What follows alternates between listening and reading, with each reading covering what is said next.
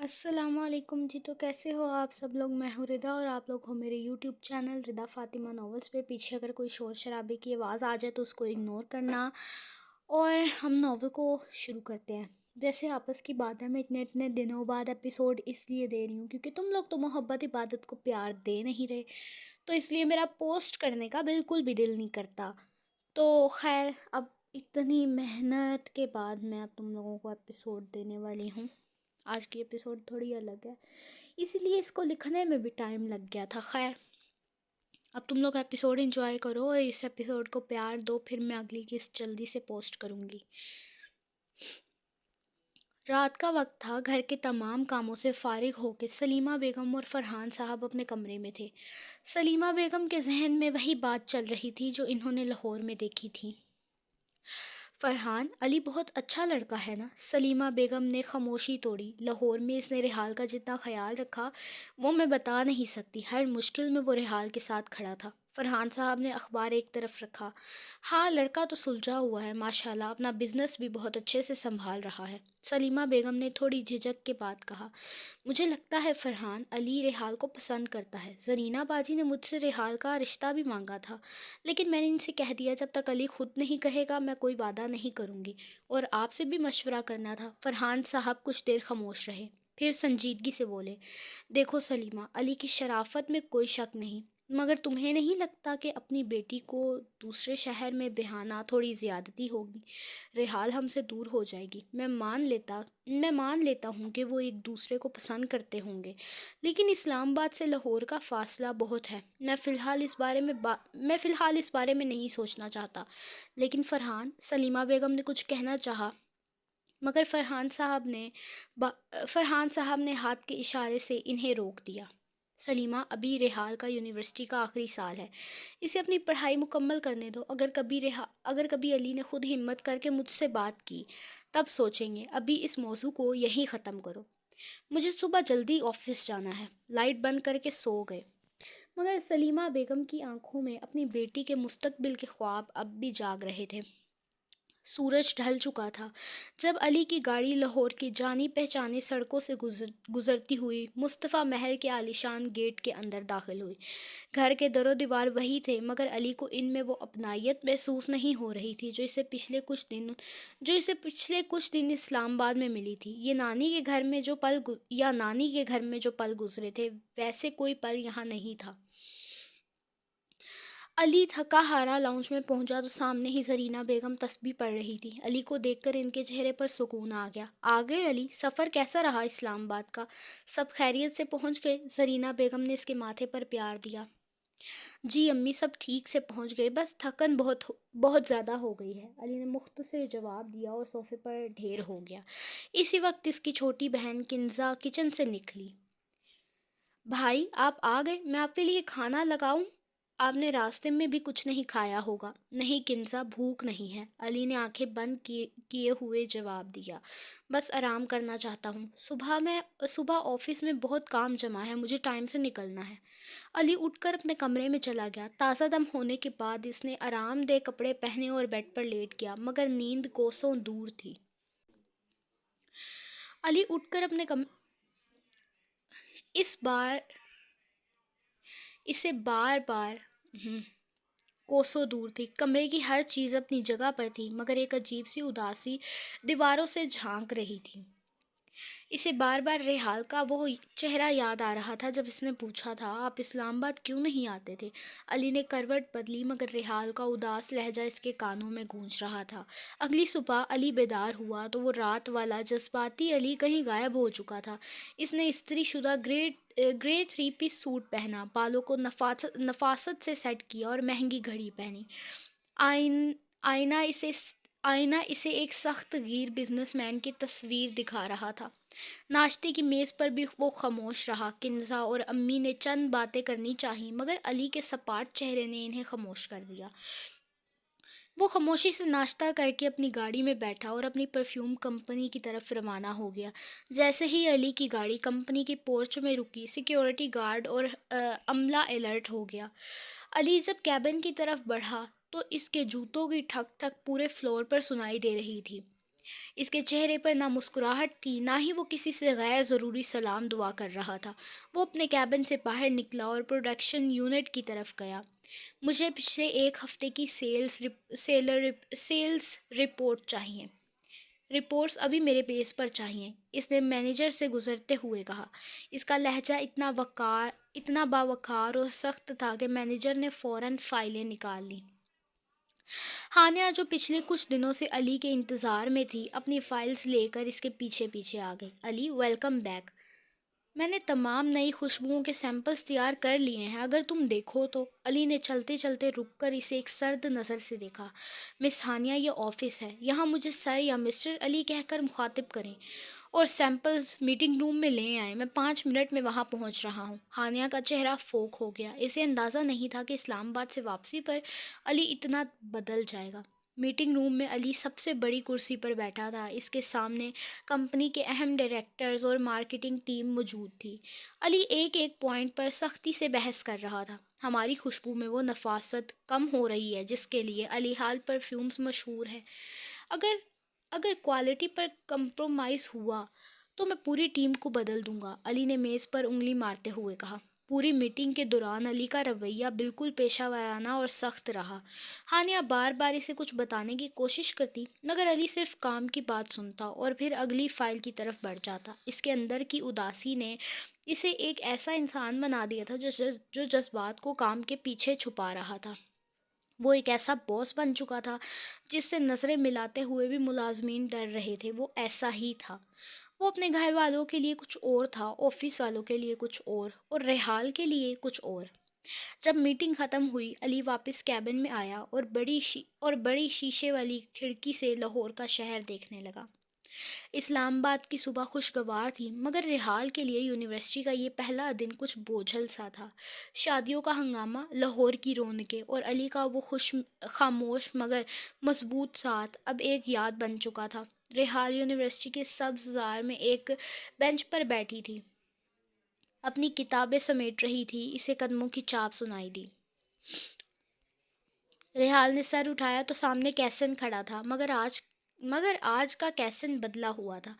اس کے لباس میں وہ چلبلا پن نہیں تھا، بلکہ اس نے گہرے نیلے رنگ کی قمیص شلوار پہنی تھی جس کے بٹن طریقے سے بند تھے، بال نفاست سے بنے ہوئے تھے، اور اس کے چہرے پر وہ مخصوص شرارتی مسکراہٹ کے بجائے ایک سنجیدگی تھی۔ اس کی نیلی آنکھیں چمک رہی تھیں۔ کیسی ہو ریحال؟ کیسن نے نہایت دھیمے اور باوقار لہجے میں پوچھا۔ وہ بالکل اسی انداز میں کھڑا تھا جیسے علی مصطفیٰ کھڑا ہوتا تھا۔ ریحال اسے دیکھ کر حیران رہ گئی۔ کیسن، تم ٹھیک تو ہو؟ یہ بات کرنے کا طریقہ، یہ انداز، تم بالکل علی مصطفیٰ کی نقل کر رہے ہو۔ تم بالکل علی مصطفیٰ کی نقل کیوں کر رہے ہو؟ کیسن نے ایک گہرا سانس لیا اور ریحال کے برابر بینچ پر ذرا فاصلے سے بیٹھ گیا، بالکل ویسے ہی جیسے علی بیٹھتا تھا۔ میں نے سوچا ریحال کہ شاید تمہیں وہ انداز پسند ہے۔ میں نے دیکھا کہ جب وہ علی بات کرتا ہے تو تم اسے کتنے غور سے سنتی ہو۔ میں نے سوچا اگر میں بھی علی جیسا بن جاؤں، ویسا ہی سنجیدہ اور باوقار، تو شاید میں تمہیں پسند آ جاؤں۔ وہ ریحال کی آنکھوں میں دیکھ کر بہت سنجیدگی سے بولا، کیا میں تمہیں پسند آ جاؤں گا اگر میں خود کو بدل لوں؟ ریحال نے اسے دیکھا۔ ایک لمحے کے لیے خاموشی چھا گئی، پھر اس نے اپنا بیگ کندھے پہ لٹکایا اور اٹھ کھڑی ہوئی۔ اس کی آواز میں ایک ایسی سچائی تھی جو کیسن کے دل کو چیر گئی۔ نہیں کیسن، تم علی مصطفیٰ نہیں ہو سکتے۔ کوئی بھی علی مصطفیٰ نہیں ہو سکتا، وہ ایک ہی ہے، اور اس جیسا بننا کسی کے بس کی بات نہیں۔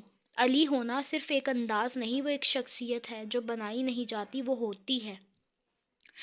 کیسن اسے جاتے ہوئے دیکھتا رہا۔ اس کے چہرے پر چھائی وہ مصنوعی سنجیدگی جیسے بکھرنے لگی۔ ریحال نے پیچھے مڑ کر نہیں دیکھا اور تیزی سے اپنی کلاس کی طرف بڑھ گئی۔ میڈیکل یونیورسٹی کا بڑا سا لیکچر ہال طلباء سے بھرا ہوا تھا۔ سامنے ایک بڑی اسکرین پر انسانی دل، ہیومن ہارٹ کی 3D ڈائیگرام بنی ہوئی تھی، اور میز پر ایک انسانی ڈھانچہ رکھا تھا۔ فضا میں فارملین کی ہلکی سی بو رچی بسی تھی جو میڈیکل کالجز کا خاصہ ہوتی تھی۔ پروفیسر ڈاکٹر وقار اپنی اینک درست کرتے ہوئے प्रोफेसर डॉक्टर वक़ार अपनी ऐनक दुरुस्त करते हुए लेज़र पॉइंटर से स्क्रीन पर इशारा कर रहे थे। क्लास, आज हम कार्डियोवैस्कुलर सिस्टम के इस हिस्से पे बात करेंगे जो इंसानी जज्बात और धड़कन से जुड़ा है, मगर मेडिकल की ज़ुबान में ये महज एक बीप है। डॉक्टर वक़ार की आवाज़ गूंज रही थी। रेहाल पहली नशस्तों में से एक पर बैठी थी। इसने सफ़ेद लैब कोट पहना हुआ था और इसके गले में स्टेथोस्कोप लटक रहा था। इसके सामने खुली नोटबुक पर दिल की एक हाथ से बनी डायग्राम थी, मगर इसके किनारे पर इसने गैर इरादी तौर पर छोटे छोटे हर्फ में AM अली मुस्तफ़ा लिख दिया था। प्रोफेसर साहब कह रहे थे, जब इंसानी दिल पर कोई जज्बाती दबाव पड़ता है या खून की गर्दिश में तेज़ी आती है तो एड्रेनालाइन का अखराज बढ़ जाता है। इससे दिल की धड़कन बेतरतीब हो जाती है। रेहाल ने कलम वहीं रोक दिया। इसे याद आया जब अली ने बादशाही मस्जिद में इसका इसका दफ़ा किया था तो इसके अपने दिल की धड़कन भी कुछ ऐसे ही बेतरतीब हुई थी। क्या वो भी सिर्फ एक हार्मोनल रद्द अमल था? नहीं, वो तो कुछ और था। मिस रेहाल, प्रोफेसर की आवाज़ ने इसे हाल में वापस खींचा। क्या आप बता सकती हैं कि मायोकार्डियम का असल काम क्या है? रेहाल फ़ौरन खड़ी हो गई। इसने अपनी घबराहट पर काबू पाया और पेशा वराना अंदाज में जवाब दिया, सर, मायोकार्डियम दिल की दरमियानी पट्टों वाली तह है जो दिल के सिकुड़ने और फैलने के अमल को संभालती है ताकि खून पूरे जिस्म में भी पंप हो सके। डॉक्टर वकार ने सर हिलाया। बहुत अच्छा, मगर याद रखें, अगर इस पट्टे पर ज़रूरत से ज़्यादा बोझ पड़ जाए तो वो थक जाता है और हार्ट फेलियर का सबब बनता है। इंसान हो या इसका दिल, हर चीज़ की एक हद होती है। लेक्चर ख़त्म हुआ तो रेहाल अपनी मेडिकल किट समेटने लगी। इसकी सहेलियों ने इसे कैंटीन चलने को कहा, मगर इसका दिल नहीं माना। वो हाल से बाहर निकली तो कॉरिडोर में वही कैसन दोबारा नजर आया जो अब भी अली के स्टाइल में चलने की कोशिश कर रहा था। रेहाल ने इसे देखकर नज़रें फेर ली। इसने सोचा कि मेडिकल साइंस शायद जिस्म के हर दर्द का इलाज ढूंढ ले, मगर इस दर्द दिल का कोई नुस्खा किसी किताब में नहीं लिखा जो इसे अली से दूर होकर महसूस हो रहा था।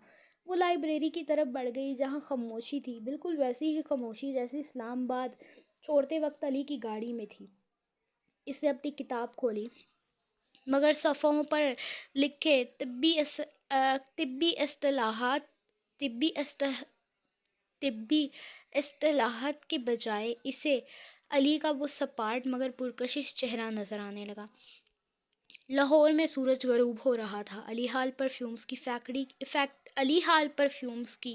फैक्ट्री की ऊपरी मंजिल पर बने अपने कैबिन में अली अकेला बैठा था। मेज़ पर शीशे की मुख्तलिफ छोटी बोतलें बिखरी हुई थी जिनमें नए तैयार करदा इत्तर के नमूने सैंपल्स रखे थे। अली के चेहरे पर वही रिवायती संजीदगी थी, मगर इसकी आंखों में थकन के साथ साथ एक अनजानी सी तड़प थी। हानिया जो इसकी सबसे काबिल असिस्टेंट थी, फाइल लेकर अंदर दाखिल हुई। सर, हमने इस नई खुशबू का फार्मूला फाइनल कर लिया है। ये बहुत नायाब है। इसमें संदल की गर्माइश और रात की रानी की ठंडक को एक ख़ास तनासब से मिलाया गया है। अब बस इसके ब्रांड नेम का फ़ैसला करना बाकी है। अली ने एक शीशी उठाई और इसका ढक्कन खोलकर खुशबू को फिजा में बिखेरा।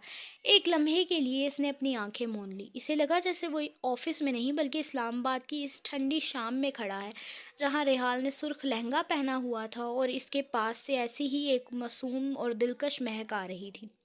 अली ने कुर्सी की पुश्त से टेक लगाई और सपाट मगर पुख्ता लहजे में कहा, इसका नाम रेहाल होगा। हानिया एक लम्हे के लिए ठिठक गई। रेहाल? सर, ये नाम थोड़ा मुख्तलिफ नहीं? मेरा मतलब है, आम तौर पर परफ्यूम के नाम फ्रेंच या अंग्रेज़ी में रखे जाते हैं।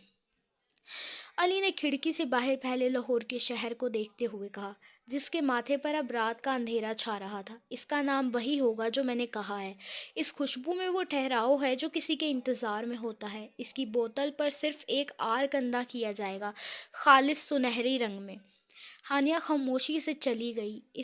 اسے سمجھ آ گیا کہ اس نام کے پیچھے کوئی گہرا راز ہے۔ علی نے وہ سیمپل اٹھا کر اپنے دراز کے خفیہ خانے میں رکھ دیا، جہاں وہ اپنی قیمتی چیزیں رکھتا تھا۔ اسے محسوس ہوا کہ وہ پرفیوم نہیں بلکہ ریحال کی یاد کو وہ ایک بوتل میں قید کرنے کی کوشش کر رہا تھا، تاکہ جب وہ پاس نہ ہو تب بھی وہ اسے اپنے قریب محسوس کر سکے۔ اسلام آباد کی میڈیکل یونیورسٹی کی لائبریری میں اس وقت موت جیسی خاموشی تھی۔ ریحال ایک دور دراز کونے میں بیٹھی اپنے کارڈیولوجی کی موٹی کتاب کھولے ہوئے تھی۔ اس کی انگلیاں کتاب کے صفحات پر تھیں، مگر اس کا ذہن پروفیسر کے بتائے ہوئے دل کے والز سے کہیں دور علی کی یادوں میں الجھا ہوا تھا۔ اس نے اپنا موبائل نکالا اور کانپتی انگلیوں سے علی کا نمبر کھولا۔ اس کا دل اتنی زور سے دھڑک رہا تھا، اسے لگا شاید پوری لائبریری میں اس کی آواز سنائی دے رہی ہو۔ اس نے ٹائپ کرنا شروع کیا: السلام علیکم، امید ہے آپ خیریت سے ہوں گے۔ لاہور کیسا ہے؟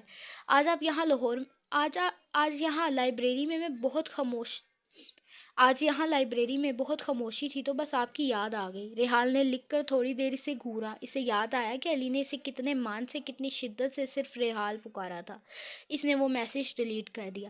پھر اس نے دوبارہ لکھا: علی، میں اپنے دل کی دھڑکن کا توازن کھو چکی ہوں، کیا آپ وہاں ٹھیک ہیں؟ یہ لکھتے ہی وہ گھبرا گئی۔ نہیں، یہ بہت زیادہ ہو جائے گا، وہ کیا سوچیں گے؟ اس نے پھر سب مٹا دیا۔ اس نے ایک لمبی سانس لی اور موبائل کو ایک طرف رکھ دیا۔ اس نے اپنی نوٹ بک کا آخری صفحہ کھولا جہاں وہ اکثر ڈرائنگ بناتی تھی۔ وہاں اس نے نہایت نفاست سے لکھا تھا: AM علی مصطفیٰ۔ اس نے سوچا کہ میڈیکل سائنس چاہے جتنی بھی ترقی کر لے، وہ ان جذباتوں کی سرجری نہیں کر سکتی جو خاموشی سے انسان کے اندر جڑیں پکڑ لیتے ہیں۔ ریحال نے اپنی آنکھیں بند کی تو اسے علی کی وہ آواز سنائی دی جب اس نے کہا تھا: میرا ڈر سچ ثابت ہوا ریحال۔ ریحال کی لائبریری کی پیلی روشنی میں ریحال اکیلی بیٹھی یہ سوچ رہی تھی کہ کیا علی بھی اسے اسی طرح یاد کرتا ہوگا جیسے وہ اسے یاد کرتی تھی، یا وہ لاہور پہنچ کر دوبارہ وہی سپاٹ اور بے حس بزنس مین بن چکا ہوگا۔ یونیورسٹی کا طویل دن ختم ہوا تو ریحال کا تھکا ہوا وجود گھر کی دہلیز تک پہنچا، مگر وہ تھکن جسمانی سے زیادہ ذہنی تھی۔ اس پورے دن میں اس نے میڈیکل کی سینکڑوں اصطلاحات سنی تھی، انسانی جسم کی پیچیدگیوں کو سمجھا تھا، لیکن اس کے اپنے اندر جو الجھن تھی، اس کا کوئی طبی علاج اسے نظر نہیں آ رہا تھا۔ شام کے سائے گہرے ہو رہے تھے جب ریحال اپنے گھر میں داخل ہوئی۔ لاؤنج میں مراج بیٹھی کسی میگزین کے پنے پلٹ رہی تھی اور سلیمہ بیگم باورچی خانے میں رات کے کھانے کی تیاریوں میں مصروف تھی۔ آ گئی میڈیکل کی شہزادی، مراج نے شرارت سے کہا۔ آج تو شکل سے لگ رہا ہے جیسے پورے پاکستان کا علاج تم نے ہی کر دیا ہے۔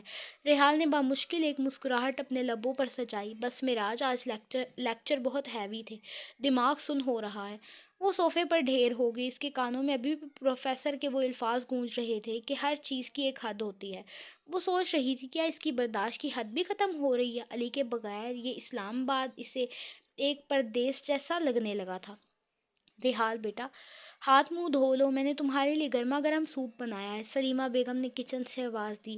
ریحال اپنے کمرے میں چلی گئی۔ اس نے اپنا سفید لیب کوٹ اتارا اور آئینے کے سامنے کھڑی ہو گئی۔ اس کی آنکھوں کے گرد ہلکے سائے اس کی بے خواب راتوں اور علی کی یادوں کی گواہی دے رہے تھے۔ اس نے تازہ دم ہو کر سادہ سے کپڑے پہنے اور کھانا کھایا، مگر وہ چہکتی ہوئی ریحال جیسے کہیں گم ہو چکی تھی۔ رات بھر وہ اپنی بالکنی میں کھڑی مارگلا کی پہاڑیوں کو دیکھتی رہی، یہ سوچتے ہوئے کہ کیا لاہور کی ہواؤں میں بھی وہی اداسی ہے جو یہاں کی فضاؤں میں رچی بسی ہے۔ دوسری طرف لاہور میں مصطفیٰ محل کے در و دیوار علی کے انتظار میں ساکت کھڑے تھے۔ رات کے 12 بج رہے تھے جب علی کی گاڑی پورچ میں رکی۔ آفس کا کام اتنا زیادہ تھا کہ اسے وقت کا احساس ہی نہیں ہوا۔ وہ گاڑی سے اترا تو پورچ کی لائٹس کی مدھم روشنی اس کے تھکے ہوئے چہرے پر پڑ رہی تھی۔ وہ نہایت آہستگی سے گھر کے اندر داخل ہوا۔ پورا محل خاموشی کی چادر اوڑھے ہوئے تھا۔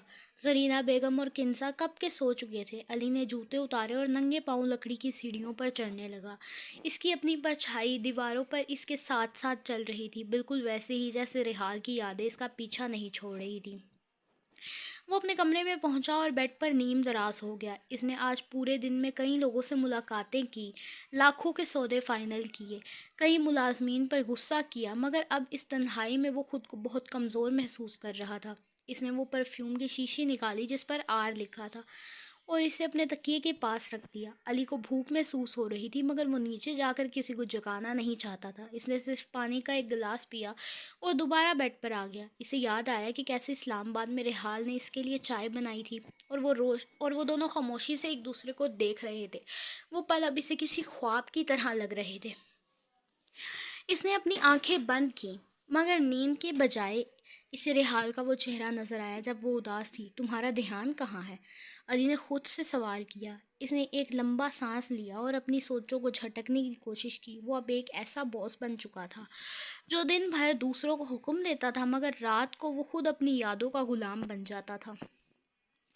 رات گزرتی گئی، گھڑی کی ٹک ٹک پورے کمرے میں گونج رہی تھی۔ علی نے کروٹ بدلی اور آخر کار تھکن کی وجہ سے اس کی آنکھ لگ گئی۔ وہ ایک ایسی نیند میں ڈوب گیا جہاں اسے دوبارہ وہی لاہور کی گلیاں، وہی بادشاہی مسجد کا صحن اور وہی سرخ لباس میں ملبوس ریحال نظر آنے والی تھی۔ اسی طرح ایک اور دن گزر گیا، ایک ایسا دن جہاں جسم تو اپنے اپنے شہروں میں تھے مگر روحیں ایک دوسرے کی تلاش میں بھٹک رہی تھیں۔ اسلام آباد میں پرندوں کی چہچہاہٹ کے ساتھ ہی ریحال کی آنکھ کھل گئی۔ اس نے رات کا زیادہ تر وقت بالکنی میں گزارا تھا، اس لیے اس کی آنکھیں سوجی ہوئی تھی۔ اسے تیار ہو کر اپنا لیپ کوٹ اٹھایا اور ناشتے کی میز پر آئی۔ ریحال بیٹا، آج تم کچھ زیادہ ہی خاموش ہو، طبیعت تو ٹھیک ہے؟ فرحان صاحب نے اخبار سے نظریں ہٹا کر پوچھا۔ جی پاپا، بس وہ پڑھائی کا تھوڑا بوجھ ہے۔ ریحال نے جھوٹ بولا اور چائے کا کپ اٹھا لیا۔ معراج نے اسے چھیڑنے کی کوشش کی۔ پڑھائی کا بوجھ ہے یا لاہور کی یادوں کا؟ ریحال نے اسے گھورا اور چپ چاپ ناشتہ کرنے لگی۔ اسے بار بار علی کا وہ آخری جملہ یاد آ رہا تھا کہ وہ اپنا دل یہیں ہار بیٹھا ہے۔ اسے سمجھ نہیں آ رہا تھا کہ اگر علی ایسا محسوس کرتا ہے تو وہ اسے فون کیوں نہیں کرتا؟ کیا وہ واقعی اتنا مصروف ہو گیا ہے؟ لاہور میں مصطفیٰ محل کے وسیع و عریض ڈائننگ ہال میں علی ناشتہ کر رہا تھا۔ آج اس نے گہرے نیلے رنگ کا سوٹ پہنا تھا جو اس کی شخصیت کو مزید باوقار اور کچھ حد تک خوفناک بنا رہا تھا۔ علی، تم نے پچھلے 2 دن سے ٹھیک سے کھانا نہیں کھایا، زرینہ بیگم نے فکر مندی سے کہا۔ امی، مجھے بھوک نہیں ہے، آفس میں ایک بہت بڑی میٹنگ ہے، بس وہی نکل رہا ہوں، علی نے سرد لہجے میں کہا اور ٹشو سے ہاتھ صاف کر کے کھڑا ہو گیا۔ وہ اپنی کالی مرسیڈیز میں بیٹھ کر جب آفس پہنچا تو پورے فلور پر سناٹا چھا گیا۔ سب جانتے تھے کہ آج باس کا موڈ بہت خراب ہے۔ علی اپنے کیبن میں داخل ہوا اور میز پر پڑی فائلوں کا ڈھیر دیکھ کر اس کا سر چکرانے لگا۔ علی حال پرفیومز کے ہیڈ آفس میں ہر ملازم فائلیں سینے سے لگائے ادھر سے ادھر بھاگ رہا تھا۔ آج کمپنی کے سالانہ اسٹریٹجک میٹنگ تھی جہاں نئے پرفیوم، ریحال کی لانچنگ اور مارکیٹنگ پلان فائنل ہونا تھا۔ آفس کے بڑے کانفرنس ہال میں کمپنی کے تمام ڈائریکٹرز، مارکیٹنگ ہیڈز اور ڈیزائنرز موجود تھے۔ لمبی میز کے سرے پر علی مصطفیٰ بیٹھا تھا۔ ماتھے پر پڑی شکنیں اس کی شخصیت کو انتہائی پررعب بنا رہی تھی۔ اس کے سامنے لیپ ٹاپ کھلا تھا اور وہ بڑی اسکرین پر چلنے والی پریزنٹیشن کو گہری نظروں سے دیکھ رہا تھا۔ ہانیہ اسٹیج پر کھڑی نئے پرفیومز کے ڈیزائن اور اشتہاری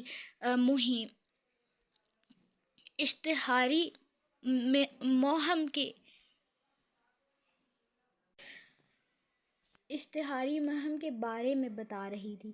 سر، ہم نے اس پرفیوم کی تھیم ادھوری محبت اور دائمی خوشبو رکھی ہے۔ اس کی بوتل کا ڈیزائن ہم نے سنہری رکھا ہے تاکہ یہ شاہی وقار کو ظاہر کرے۔ ہانیہ نے بریفنگ جاری رکھی۔ اچانک علی نے ہاتھ کے اشارے سے اسے روک دیا۔ پورے ہال میں سناٹا چھا گیا۔ علی نے اپنی کرسی تھوڑی آگے کی اور نہایت سرد لہجے میں پوچھا، مارکیٹنگ ہیڈ کہاں ہے؟ ایک ادھیڑ عمر شخص گھبراتے ہوئے کھڑا ہوا۔ جی سر، میں یہاں ہوں۔ آپ نے اپنی رپورٹ میں لکھا ہے کہ ہم اس کی لانچنگ کسی عام ہوٹل میں کریں گے۔ علی کی آواز میں غصہ صاف چھپا ہوا تھا۔ یہ صرف ایک پرفیوم نہیں، یہ ریحال ہے۔ اس کی لانچنگ لاہور کے شاہی قلعے کے سامنے ہوگی، کھلے آسمان تلے۔ مجھے اس میں وہ وقار چاہیے جو بادشاہی مسجد کے میناروں میں ہے۔ کیا آپ کو میری بات سمجھ آ رہی ہے؟ مارکیٹنگ ہیڈ نے جلدی سے سر ہلایا۔ جی سر، بالکل، ہم انتظامات بدل دیں گے۔ میٹنگ کے دوران ہانیہ نے ایک تجویز پیش کی۔ جو علی کو بالکل پسند نہ آئی۔ سر، میرا خیال ہے کہ ہمیں اس برانڈ کے لیے کسی مشہور ماڈل کو ہائر کرنا چاہیے جو اس کی تشہیر کرے۔ علی نے اپنی فائل بند کی، جس کی آواز پورے ہال میں گونجی۔ اس نے ہانیہ کی آنکھوں میں دیکھ کر کہا، اس خوشبو کو کسی کے چہرے کی ضرورت نہیں ہے، یہ احساس کی خوشبو ہے۔ اس کے اشتہار میں کوئی ماڈل نہیں ہوگی، صرف اس کی مہک اور اس کا نام ہوگا۔ کیا آپ کو لگتا ہے کہ ہر قیمتی چیز کی نمائش ضروری ہے؟ کچھ چیزیں صرف محسوس کرنے کے لیے ہوتی ہیں۔ علی کی اس بات نے سب کو خاموش کر دیا۔ وہ اس وقت ایک ایسا باس بن چکا تھا جس کی بات پتھر پر لکیر تھی۔ اس کے لیے یہ پرفیوم اب بزنس نہیں بلکہ اس کی روح کا حصہ بن چکا تھا۔ 2 گھنٹے کی طویل اور تھکا دینے والی میٹنگ کے بعد جب سب لوگ باہر نکل گئے تو علی وہیں بیٹھا رہا۔ ہانیہ فائلیں سمیٹ رہی تھی۔ علی، میرا مطلب ہے سر، اس نے احتیاط سے کہا، آپ اس پرفیوم کے لیے بہت زیادہ جذباتی ہو رہے ہیں۔ کیا سب کچھ ٹھیک ہے؟ علی نے اپنا لیپ ٹاپ بند کیا اور اٹھ کھڑا ہوا۔ اس نے ہانیہ کی طرف دیکھے بغیر کہا، کچھ چیزیں سمجھنے کے لیے میڈیکل کی ڈگری یا بزنس مائنڈ نہیں چاہیے ہوتا ہانیہ، صرف دل چاہیے ہوتا ہے، اور میرا دل کہتا ہے کہ یہ پرفیوم میری زندگی کا سب سے بڑا شاہکار ہوگا۔ وہ تیز قدموں سے ہال سے باہر نکل گیا۔ ریہڑی میں کھڑے ملازمین اسے دیکھ کر دیواروں سے لگ گئے تاکہ باس کو راستہ مل سکے۔ علی اپنے کیبن میں آیا اور شیشے کی دیوار سے باہر دیکھنے لگا۔ اس کے ذہن میں میٹنگ کے اعداد و شمار نہیں اس کے ذہن میں میٹنگ کے اعداد و شمار نہیں بلکہ اسلام آباد کی وہ شام گونج رہی تھی جہاں ریحال نے اس کے چہرے کی طرف دیکھ کر مسکرایا تھا۔ اس نے اپنے دراز سے وہ آر والی بوتل نکالی اور اسے میز پر رکھ دی۔ اس کی چمک میں سے ریحال کا چہرہ نظر آ رہا تھا۔ وہ جانتا تھا اس پرفیوم کی لانچنگ کے بعد پورا لاہور اسلام سے واقف ہو جائے گا، مگر ریحال کے لیے اس کا جو جذبہ تھا وہ ہمیشہ ایک راز ہی رہے گا۔ کیسن کے گھر کا ماحول ہمیشہ سے ہی ویسا تھا جیسا وہ خود تھا، بے ترتیب اور پرشور۔ شام کے سائے گہرے ہو رہے تھے اور آسمان پر سرمئی بادل چھائے ہوئے تھے جو اسلام آباد کی اس شام کو مزید پراسرار بنا رہے تھے۔ کیسن اپنے کمرے میں آئینے کے سامنے کھڑا مہنگا پرفیوم خود پر چھڑک رہا تھا، مگر اس کے چہرے پر وہ روایتی اطمینان نہیں تھا۔ کیسن نے کالے رنگ کی چست جینز اور چمڑے کی جیکٹ پہنی۔ اس نے اپنے بالوں کو ایک بار پھر جیل لگا کر سیٹ کیا، مگر اس کی نظریں بار بار اپنے موبائل کی اسکرین پر جا رہی تھی۔ ریحال کو وہ دو ٹوک جواب کہ تم علی مصطفیٰ نہیں ہو سکتے اس کے کانوں میں کسی ہتھوڑے کی طرح بج رہا تھا۔ اس نے غصے سے اپنی بائک کی چابی اٹھائی اور کمرے سے باہر نکلا۔ لاؤنج میں اس کے والد کسی بزنس میگزین میں غرق تھے۔ انہوں نے سر اٹھا کر اسے دیکھا۔ کیسن، اتنی رات گئے کہاں جا رہے ہو؟ بس ڈیڈ، ذرا دوستوں سے ملنے جا رہا ہوں، کیسن نے لاپرواہی سے جواب دیا اور تیزی سے باہر نکل گیا۔ اس کے اندر ایک عجیب سی آگ لگی تھی جسے بجھانے کے لیے اسے اپنے کسی ہم پلہ دوست کی ضرورت تھی۔ باہر نکلتے ہی اس نے اپنی بھاری بائک ہیوی بائک سٹارٹ کی اور انجن کا شور خاموش گلیوں میں گونجنے لگا۔ وہ سڑکوں پر تیزی سے بائک دوڑا رہا تھا۔ ٹھنڈی ہوا اس کے چہرے سے ٹکرا رہی تھی، مگر اس کے دماغ میں چلنے والا طوفان تھمنے کا نام نہیں لے رہا تھا۔ اسلام آباد کی کشیدہ سڑکیں لائٹوں سے جگمگا رہی تھیں۔ وہ F7 کے ایک مشہور کیفے کی طرف بڑھ رہا تھا جہاں اس کا دوست حمزہ اس کا انتظار کر رہا تھا۔ کیسن کے ذہن میں بار بار علی مصطفیٰ کا وہ پررعب چہرہ اور ریحال کی وہ تیکھی نظریں آ رہی تھی۔ وہ خود سے لڑ رہا تھا کہ آخر اس میں ایسی کیا کمی ہے جو ریحال اس سے گھاس نہیں ڈالتی۔ وہ کیفے کے باہر پہنچا جہاں حمزہ پہلے سے ہی ایک میز پر بیٹھا سگریٹ کے مرغلے اڑا رہا تھا۔ کیسن نے جھٹکے سے بائک روکی اور غصے میں اس کے سامنے بیٹھ گیا۔ اوہو، کیا بات ہے کیسن میاں، آج تو لگ رہا ہے جیسے پورے شہر کو آگ لگا دو گے۔ حمزہ نے اس کی حالات دیکھ کر طنزیہ پوچھا۔ آگ تو لگی ہوئی ہے حمزہ، بس جلنے والا میں اکیلا ہوں، کیسن نے کرسی پیچھے گھسیٹتے ہوئے کہا۔ تمہیں پتہ ہے وہ لڑکی ریحال اپنے آپ کو سمجھتی کیا ہے؟ اس کا وہ لاہور والا کزن کیا آ گیا، اس نے تو مجھے پہچاننے سے انکار کر دیا۔ حمزہ ہنسا۔ یار کیسن، تم بھی ایک لڑکی کے پیچھے اپنی جان جلا رہے ہو، چھوڑو اسے، اور بھی بہت ہے۔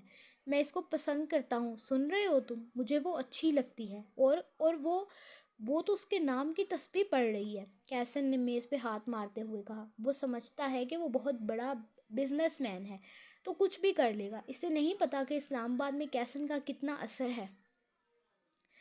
کیسن جب اپنے دوست سے مل کر واپس گھر پہنچا تو ہر طرف ایک عجیب سا عجیب سا ہو کا عالم تھا۔ اس نے اپنی بائک کی چابی اس نے اپنی بائک کی چابی غصے میں سائڈ ٹیبل پر پھینکی۔ اس کی آواز پورے خاموش کوریڈور میں گونجی۔ وہ سیدھا اپنے کمرے میں داخل ہوا اور پیچھے سے دروازہ بند کر لیا۔ اس نے کمرے کی بڑی لائٹ آن نہیں کی، بس کھڑکی کے پردے ایک طرف ہٹا دیے۔ باہر سے آتی اسٹریٹ لائٹس کی مدھم اور زرد روشنی کمرے میں پھیل گئی، جو اس کے چہرے کی سخت اور پریشانی کو صاف ظاہر کر رہی تھی۔ کیسن نے اپنی لیدر جیکٹ اتار کر بیڈ پر پھینکی اور خود وہیں ڈھیر ہو گیا۔ اس کا دماغ اس وقت ایک ایسی جنگ کا میدان بنا ہوا تھا جہاں اسے اپنی ہار صاف نظر آ رہی تھی۔ وہ چھت کو گھورتے ہوئے لیٹ گیا۔ اس کے کانوں میں بار بار ریحال کی وہی بات گونج رہی تھی کہ وہ علی مصطفیٰ جیسا کبھی نہیں بن سکتا۔ کیسن کو پہلی بار یہ احساس چبھ رہا تھا کہ شاید اس نے ریحال کو متاثر کرنے کی کوشش میں خود کو بہت گرا دیا ہے۔ وہ علی بننے کی کوشش کر رہا تھا جبکہ وہ کیسن کا معیار تھا۔ اگر اس لڑکی نے اس کو پسند کرنا ہوا تو وہ اس کو اس کے اصل روپ میں پسند کرے گی، جیسا وہ تھا۔ وہ بیڈ سے اٹھا اور اندھیرے کمرے میں ٹہلنا شروع کیا۔ وہ کبھی آئینے کے سامنے کھڑا ہوتا تو کبھی کھڑکی سے باہر سنسان سڑک کو دیکھتا۔ اس کے کمرے میں ہر وہ آسائش تھی جس کی ایک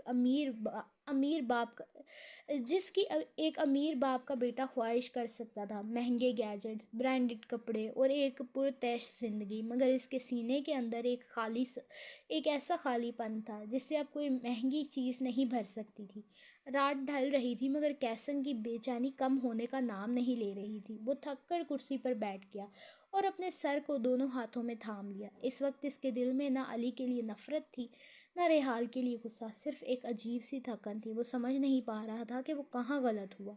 علی مصطفیٰ کی شخصیت کا جادو اتنا زیادہ تھا کہ کیسن اس کے سامنے بالکل پھیکا پڑ گیا تھا۔ وہ پوری رات اس اندھیرے کمرے میں اپنی سوچوں سے لڑتا رہا۔ جب صبح کی پہلی کرن کھڑکی سے اندر آئی تب جا کر اس کی آنکھ تھکن سے موننے لگی۔ وہ وہیں کرسی پر بیٹھے بیٹھے سو گیا۔ ایک ایسا انسان جو دنیا کے سامنے تو بہت اکڑ دکھتا تھا مگر رات کی تنہائی میں خود کو اپنی ذات سے ہارا ہوا تھا۔ خود اپنی ذات سے ہارا ہوا تھا۔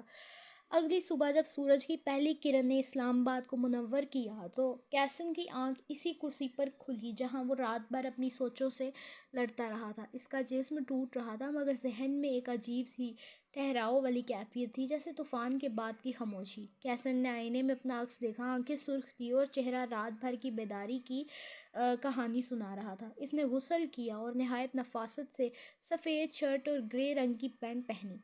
آج اس نے وہ مہنگی اور شوق جیکٹ نہیں پہنی تھی جو وہ اکثر ریحال کو متاثر کرنے کے لیے پہنتا تھا۔ اس نے بال سلیقے سے بنائے اور خاموشی سے اپنا بیگ اٹھا کر کمرے سے باہر نکل آیا۔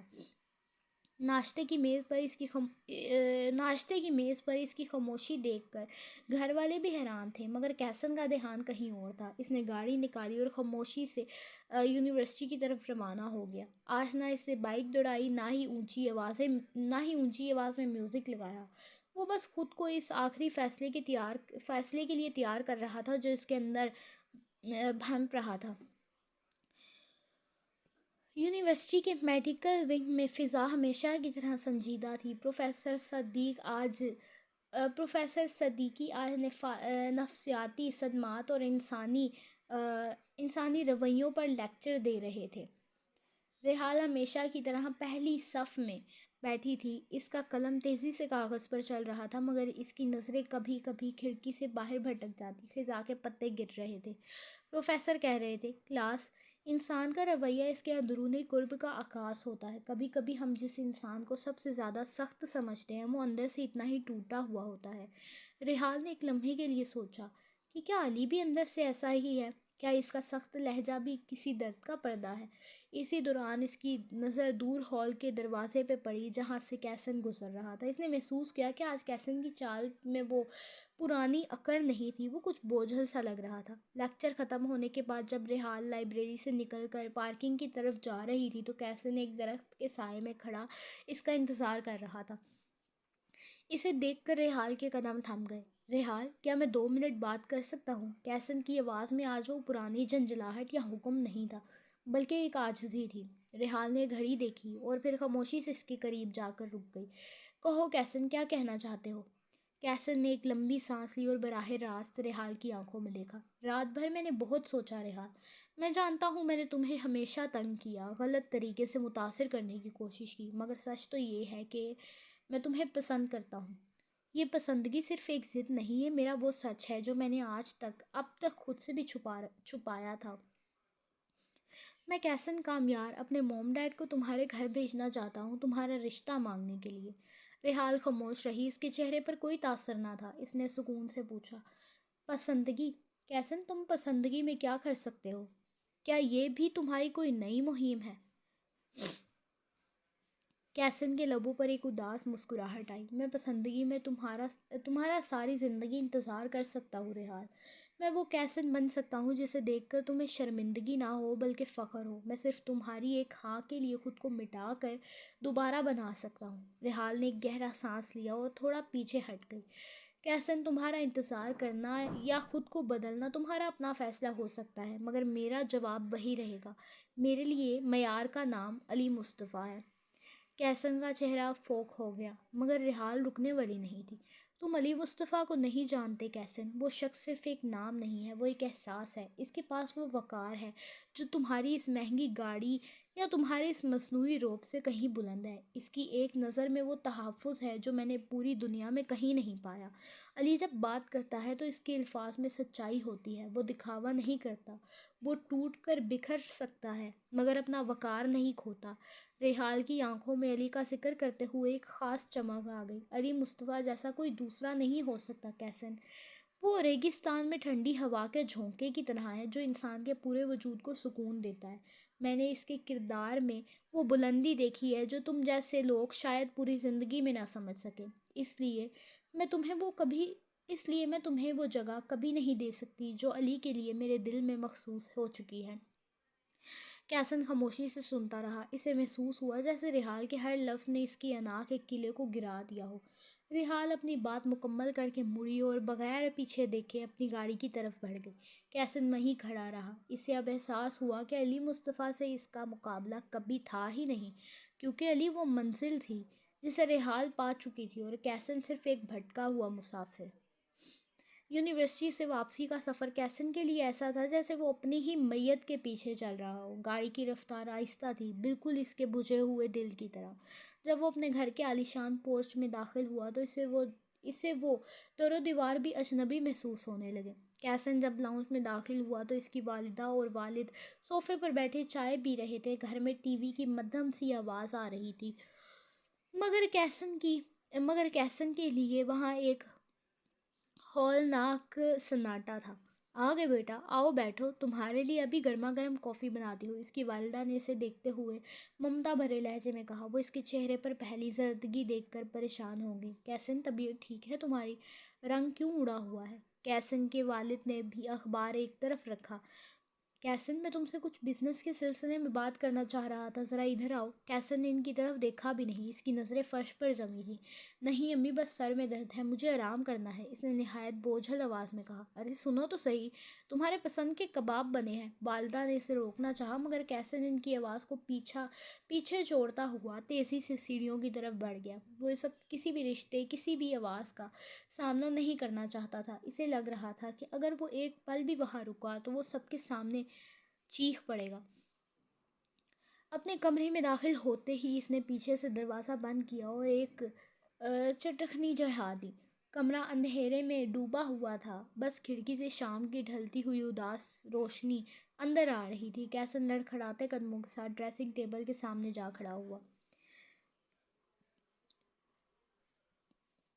اس نے آئینے میں اپنا عکس دیکھا۔ وہ سفید شرٹ جو صبح اس نے بڑے مان سے پہنی تھی اب اس پر شکنیں پڑ چکی تھی۔ اس کی آنکھیں جو کبھی شرارت سے چمکتی تھی اب سرخی مائل اور آنسوؤں سے بھری ہوئی تھی۔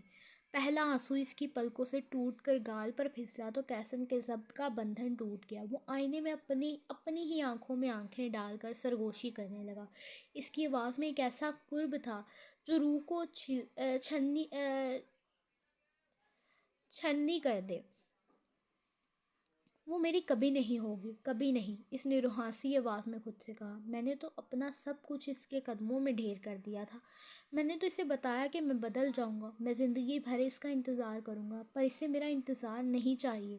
اس نے آئینے پر ہاتھ رکھا، جیسے وہ اپنے آپ کو چھونا چاہ رہا ہو۔ اسے تو بس وہ علی مصطفیٰ نظر آتا ہے۔ اس کی آنکھوں میں علی کے لیے جو عزت ہے، جو مان ہے، وہ میں اپنی پوری زندگی لٹا کر بھی حاصل نہیں کر سکتا۔ اسے میں کبھی نظر نہیں آیا، میں تو بس اس کے لیے ایک بدتمیز لڑکا تھا جو اسے تنگ کرتا تھا۔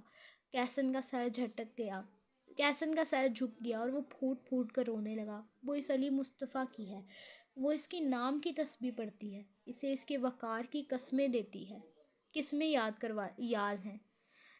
یاد ہیں، اسے اس کی خاموشی میں تحفظ نظر آتا ہے، اور میں نے تو اپنی محبت کا تماشا بنا دیا۔ اس نے ایک گہری سسکی لی۔ میں ہار گیا کیسن، تم ہار گئے۔